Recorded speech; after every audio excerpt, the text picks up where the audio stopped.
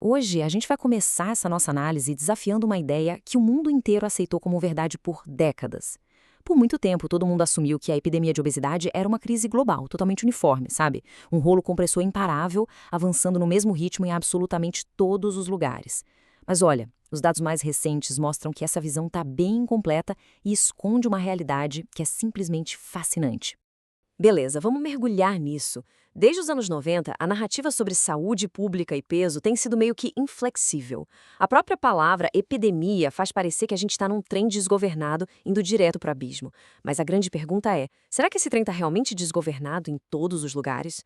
O mundo inteiro está mesmo condenado a uma única curva subindo sem parar? Para encontrar a resposta, a gente precisa investigar as engrenagens ocultas desses dados ao longo das últimas décadas.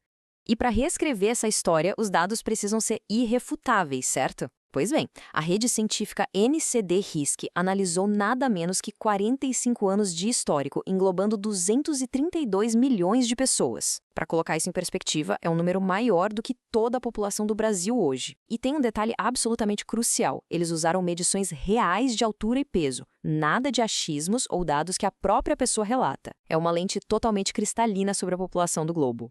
E a história que essa montanha colossal de dados conta é de cair o queixo.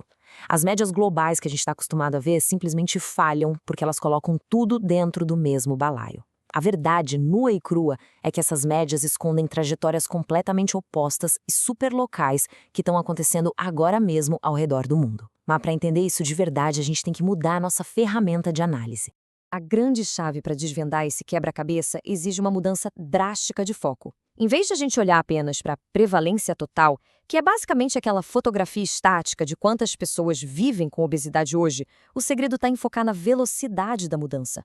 Definida como a mudança absoluta anual na prevalência, a velocidade funciona como o velocímetro dessa epidemia. Um valor positivo significa que a coisa está acelerando, um valor negativo mostra declínio. E é exatamente essa métrica que desmonta aquela ilusão de uma tendência única global. Quando a gente olha para esse velocímetro global, o contraste é literalmente brutal. De um lado, as nações ocidentais de alta renda estão literalmente pisando no freio, conseguindo estabilizar os números. Do outro lado da moeda, as nações de baixa e média renda estão acelerando de um jeito perigoso. É como se o trem tivesse diminuído a velocidade no primeiro mundo, mas ganhado uma tração inédita nas economias em desenvolvimento. Uma rápida análise visual deixa isso super claro. É só notar o abismo evidente entre as regiões que esfriaram a tendência desde 1980 e aquelas áreas onde as taxas estão disparando. E focar nas crianças e adolescentes aqui é uma sacada essencial, porque eles representam uma janela direta para o futuro da saúde adulta de toda a população. Acompanhar esse freio nas nações mais ricas é fascinante.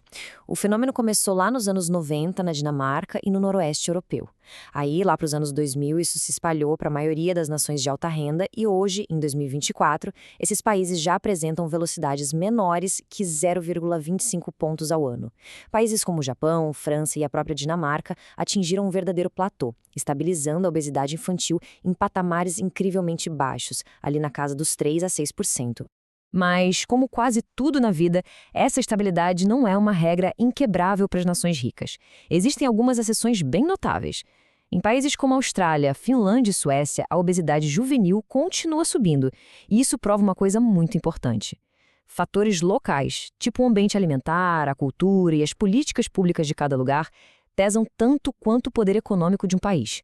E isso ilustra brilhantemente a pulsação dessas dinâmicas ano a ano. Notem a força dessas zonas em vermelho escuro, elas representam uma aceleração super forte. Em um contraste profundo, as faixas mais pálidas e verdes revelam exatamente aquelas nações que esfriaram e estabilizaram. É como observar o pulso do mundo, mudando de ritmo continuamente e em tempo real. Agora, ao cruzar a linha para os países em desenvolvimento, o sinal de alerta soa altíssimo. Hoje, a velocidade nessas regiões é a mais alta em 40 anos. O aumento simplesmente engole a América Latina e o Caribe, atingindo picos super alarmantes de 0,9 pontos ao ano em lugares como Tonga, Samoa e Peru. E o mais chocante é que avança ferozmente até em regiões da África Oriental e do Sul Asiático, locais que historicamente sempre lidaram com o extremo oposto, a subnutrição. E isso traz a gente para outro conceito fundamental, o atraso geracional. Quando a gente compara as tendências infantis e adultas lado a lado, fica muito claro que a saúde dos adultos quase sempre espelha o que aconteceu com as crianças, só que com alguns anos de diferença. A infância atua, na verdade, como um previsor silencioso da curva adulta no futuro. Entender essas datas é quase como assistir a um efeito dominó em câmara lenta. O Frei começou com as crianças ricas nos anos 90. Cerca de 10 anos depois, atingiu os adultos nesses mesmos países. Hoje, em 2024, grande parte dessas populações ocidentais simplesmente parou de acelerar. É como se o freio acionado na infância finalmente tivesse travado as engrenagens da epidemia na idade adulta. E no meio dessa estabilização, surge um motivo para otimismo real. Em países como Itália, Portugal e Espanha, a velocidade da obesidade adulta se tornou comprovadamente negativa. Pode parecer um movimento discreto, mas é uma verdadeira quebra de paradigma. Mostra cientificamente que, com as circunstâncias certas, a taxa não apenas estabiliza, mas pode sim começar a cair e regredir. Só que a atenção volta implacavelmente para os países emergentes, porque a crise juvenil reflete diretamente na população adulta de lá. 100 nações hoje estão vendo a obesidade feminina adulta disparar de forma alarmante.